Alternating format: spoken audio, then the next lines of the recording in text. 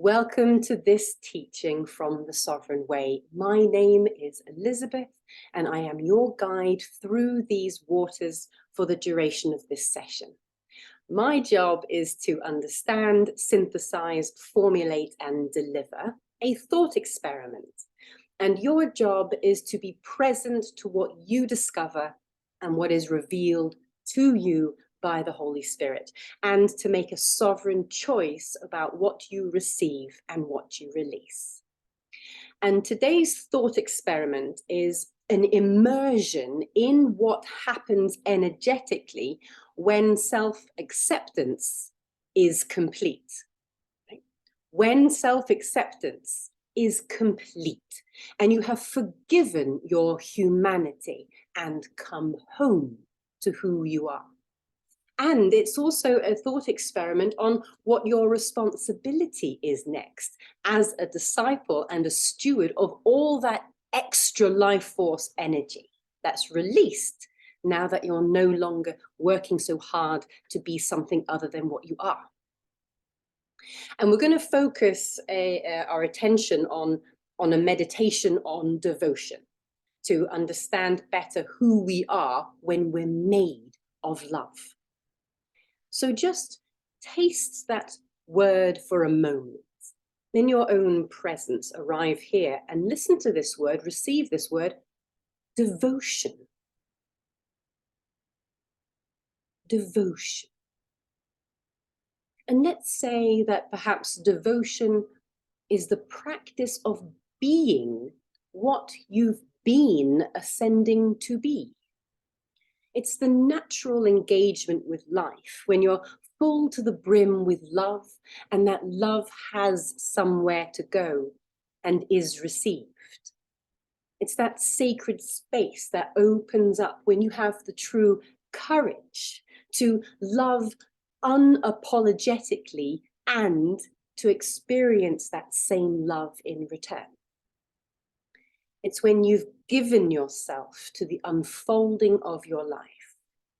You devote yourself to your goodness and to your seeding and weeding and watering and cultivating and harvesting and composting all the life elements that hold your goodness. And then you commit to living full of stories of love and sharing those stories. You realize you're not required to do anything because your very being is a vibrational prayer for humanity. But you are nonetheless compelled to do.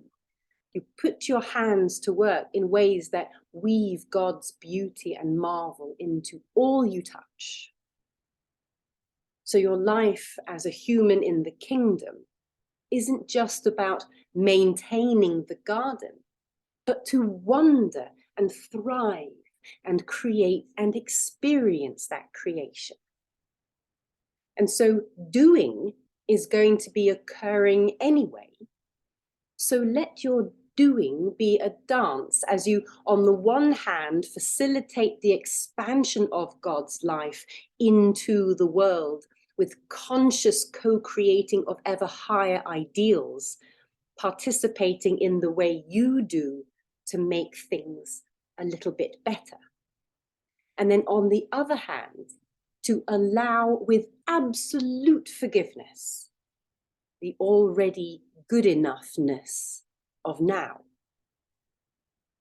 So with these things in either hand, you can now live life your sovereign way, and your focus therefore is on the art of true devotion, an outpouring of love into every moment, directed into the core discipleship of your life.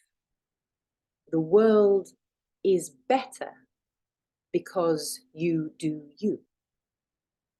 So this is the state of mind where you have ultimate permission to be in love.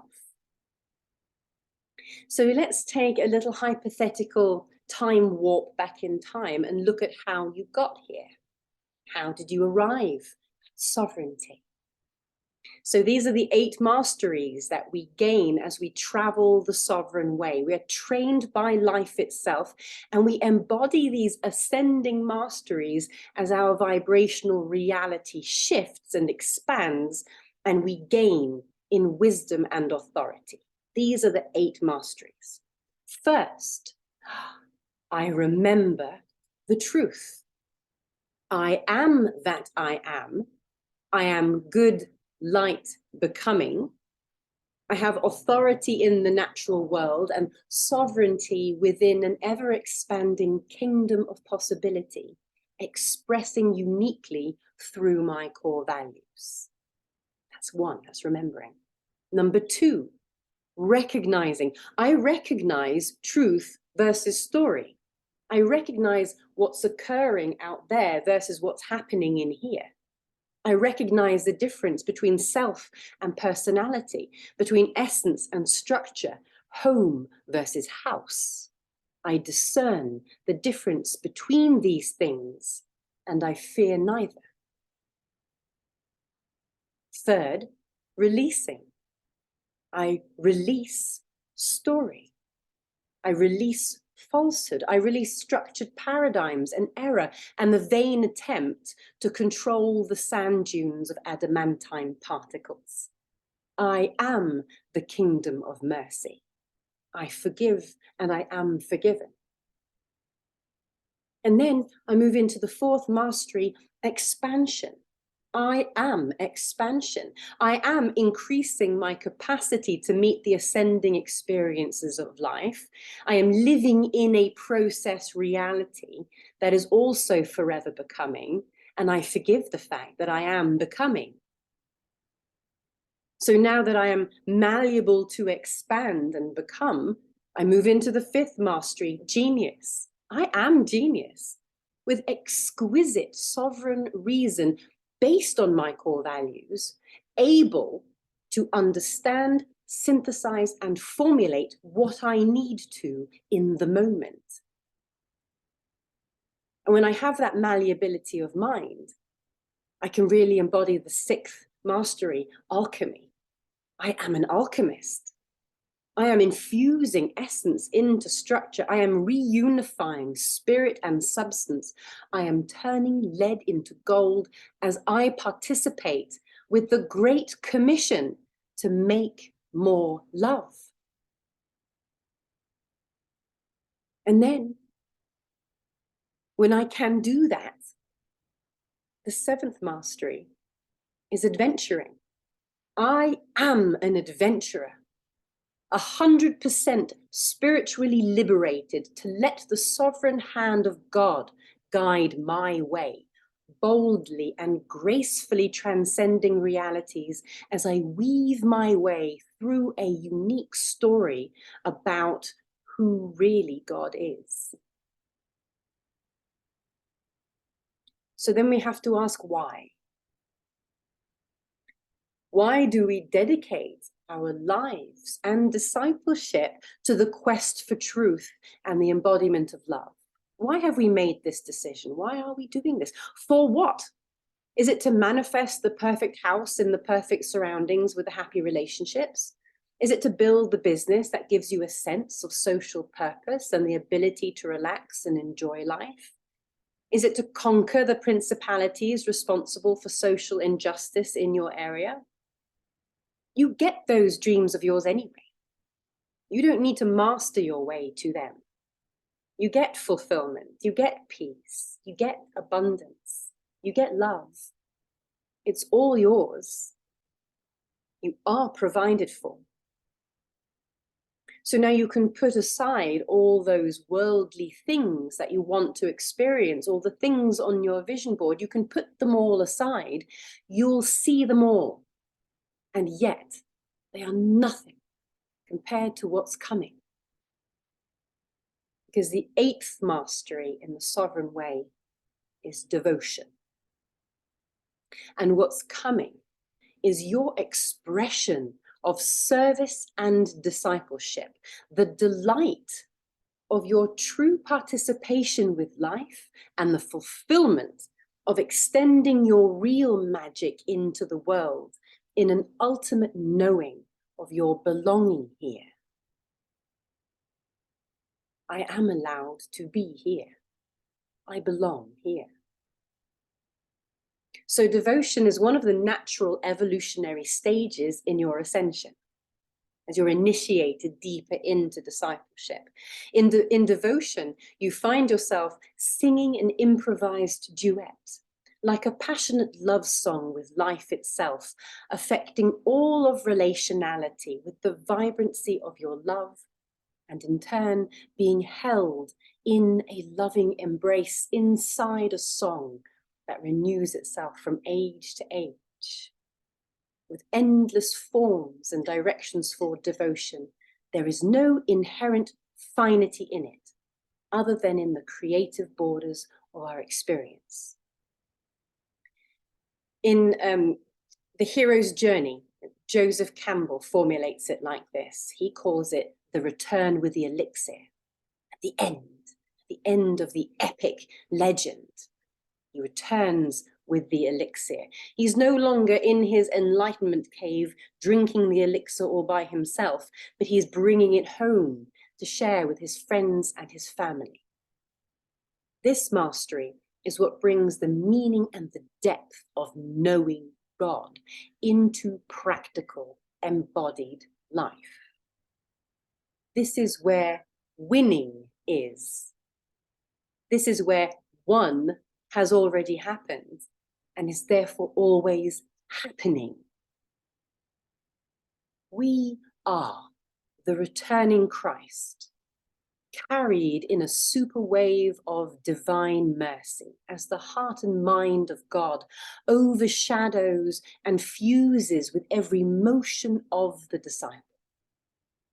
By the pouring out of the Christ life and consciousness upon the masses everywhere and in every nation, this spiritual inflow brings about the reorienting of human desire and evokes the total surrender to true love's presence. This is your true destiny. You are bringing Christ back. And the greatest gift of life is surely the miracle that as you choose to love, you experience love. When you love anything or anyone in any given moment, you are the one who first receives that glorious treasure of the love that you're extending. It is immediate, intimate, and a real experience of actual God realization. And the pleasure flows from the deepest depths of your ocean out into the world. Nobody can prevent you from experiencing this.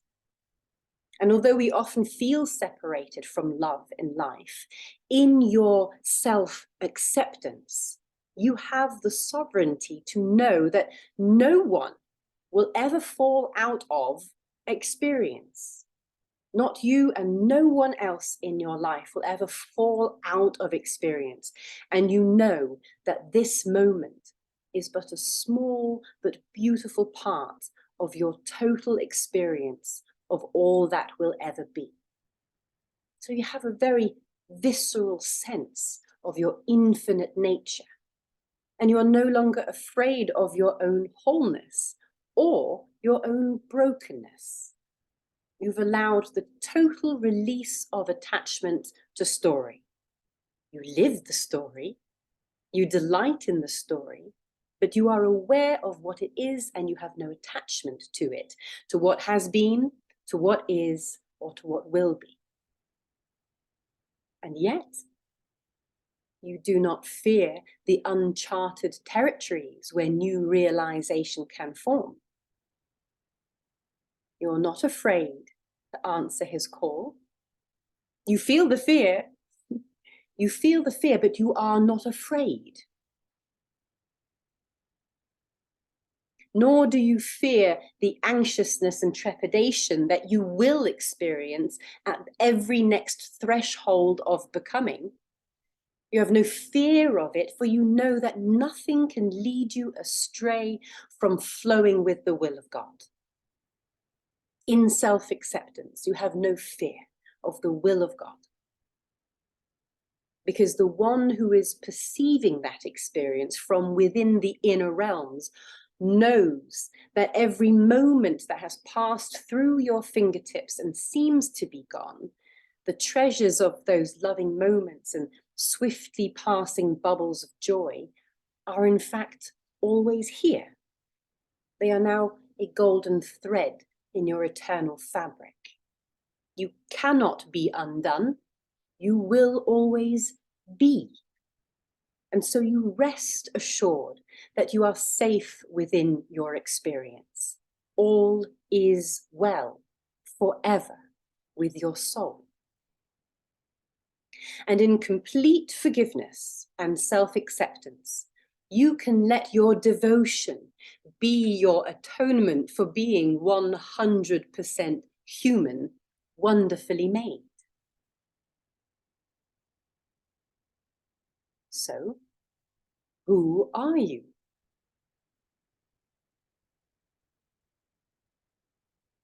You are the presence of the one to whom all power under heaven and earth has been given. You are the same essence as all things, for all things came from God. And you are that essence as it flows into and through the unique shape of God that you are. You are the very heart of Christ. And when you are in Christ, there's nothing you don't love, because you recognize the glory and perfection of all that is in everything you see. You are then the one who can let your cup overflow and extend to all others with no fear of ever running out, because there is no longer anything in the way of that eternal flow of grace. You are the one who can love in each moment, regardless of the conditions, because you know that the conditions are simply the result of a billion trillion sand dunes of experiences colliding at that moment in time and space. That's how simple it is. And it has always been that way, and it will never change. So you're allowed to enjoy the miracle of being able to perceive and experience what is flowing from you. To take delight and wonder in the tapestry that you weave from the moments of your life. Because from now on, it's no longer personal. From now on, it's no longer about you. You still get to be you. And in fact, that's all you'll ever be. And thank goodness nothing more is required. Thank goodness nothing more is required than that you still be you. So you've let go of all of the notions, of all of the structures that confine you. And now you dive into the possibilities that open up for you. Your life is now about joy and joyfulness. That's that dimension that sometimes you hold back on for the sake of professionalism or being right or seeming like you care so much. Or whatever it is. Now that you are liberated, you become a wellspring of love into the world, and your only job is to cultivate it in a way that delights you. You wear your most impeccable garments, like a peacock who is unapologetically as beautiful as he is. And from now on, you use your sovereign freedom to live in loyal devotion to your true lover, the way, the truth, and the life. So if your life wants to take you on a mission in Nepal, off you go, knowing where your treasure is every step of the way. And if he tells you to open your door to a stranger, you do, and you break bread with a dear friend. And if your body wants to move in ecstatic dance in the supermarket while you're choosing onions, you move. And absolutely no accomplishment, recognition, or attainment of any manifest ideal has the strength to tempt you into adultery against your life. It is only the ongoing entanglement with Jesus Christ that calls you into your organic expansion. So you're not maniacally seeking to express your truth into manifest form. You don't need to be the lighthouse for all to just grin and bear, but instead to deliver a magic that's so unique to you that form immediately dances with delight, and you dance with that form. You've put down the hustle to consciously co-create various coordinates of possibility that you think you want, and instead relax into playing with the elements of substance, weaving your magic through the divine that is already manifest, engaging in a delicious interaction that is no more or less important than the dance of two dragonflies in the summer. You have everything and nothing at the same time. So your devotion, therefore, is both your service and your discipleship, as the delight of true relation activates the fulfillment of extending your real magic into the world. In devotion, you have no anxiety about the world denying you the freedom to be who God knows you to be. Devotion is the infinite power that binds you to the world in sensual mutuality, where your passion and the world are evenly matched in the force of desire. And it is only through your devotion that you are embodied in true spiritual life. Devotion delivers you outside the boundaries of your individual self and unites you into the body of Christ, the state of divine paradigm that knows itself as one. Devotion is how you integrate. It's how you embody the true spiritual life. It allows you to receive the world. So what is your devotion?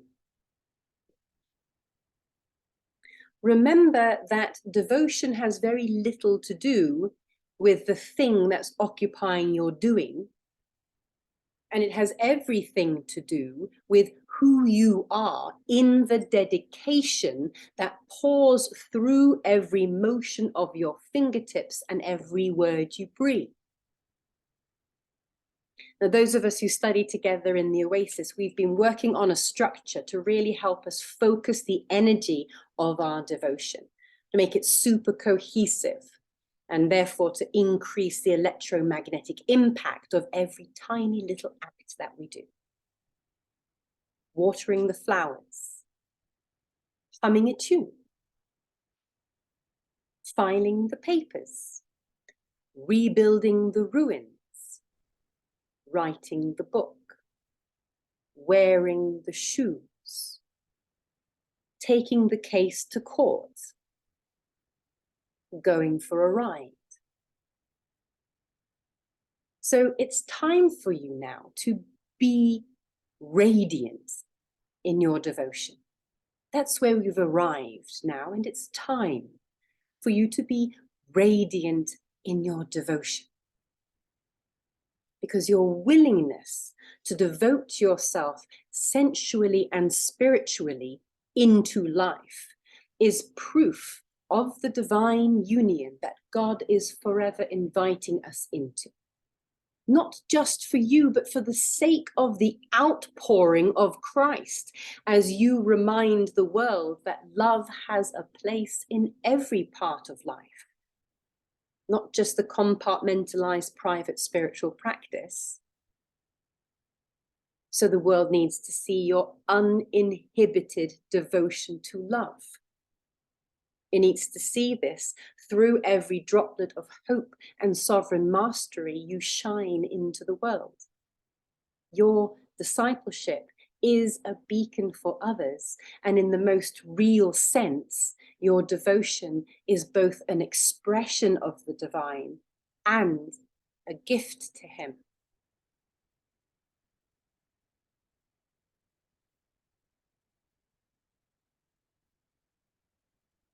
Everyone will eventually surrender to the love at the heart of the universe, that is Christ. His act of self-sacrificial devotion that happened on the cross 2,000 years ago is bigger than one event. It is the universal truth of who God is. It is what actualizes all of reality, propelling us forward into him. And one day, every heart and mind in creation will surrender and trust that this relational love is the true sovereign power to the glory of our eternal beloved Father and the source who fills all and is through all. And now embrace the difference between knowing the Christ consciousness portal as a metaphysical collection of data points in the grid of your cosmic energy field and knowing him personally as the one who knows you and loves you and has been through it all with you. He is celebrating with you and holding you while you cry. He is performing the miracles you don't have strength for, hoisting you out of the messes that you make and cleaning you off lovingly, delighting you with his constant sense of humor. So as you move into your devotion, open and cultivate that personal conversation with him to give you a real living God companion who relates with you on a human level. As your journey within the kingdom continues and you discover ever more mystery. He is the truth, you see. The constant dynamic of wave particle reality, divine mind made utterly real and actually true, of which we are imperfect but beautiful copies.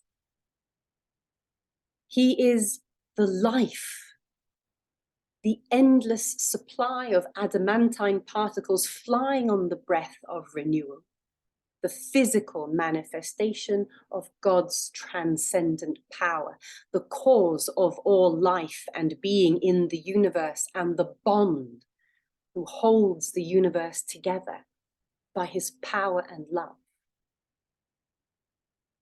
And he is the way, the path that leads home, the intercessory field between the vastly powerful, eternally wrathful, creative life force and the little girl who stumbles her way through the myriad of adventures and stories here in real life. In him, you are already accepted and safe. So all your love is directed into the home of your belonging. The endless seeking ends. And the dandelion seed, hitherto wafting about on the breaths of the wind, lands and settles and grounds in. And the seed casing opens, and what used to be the extrinsic form of self is revealed as nothing more than the temporary house that brought you home. and your roots stretch and deepen, and your stem lengthens, and your leaves come alive and start dancing in the free breeze, and your crown of glory opens and glints in the sunlight that shines on everything equally and endlessly.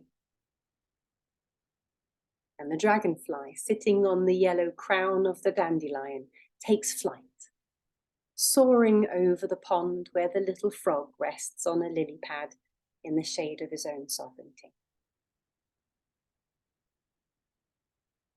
This is Psalm 1:3. You are like a tree planted by streams of water that yields its fruit in its season, and its leaf does not wither. In all that you do, you prosper.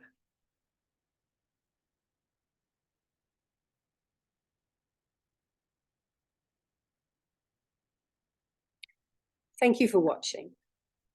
I've been Elizabeth of the Sovereign Way. This has been an immersion in the vibration and idea of devotion, and you have been wonderful. If you received anything from this experience, please tell us what you got. Drop it in the comments, because it might really benefit somebody else in our community. And please like and subscribe and comment and share the goodness with your friends. Next week, we're moving into a new season, so there'll be many changes coming. And now I'll turn off the live stream and we'll open the communion table here in the Oasis.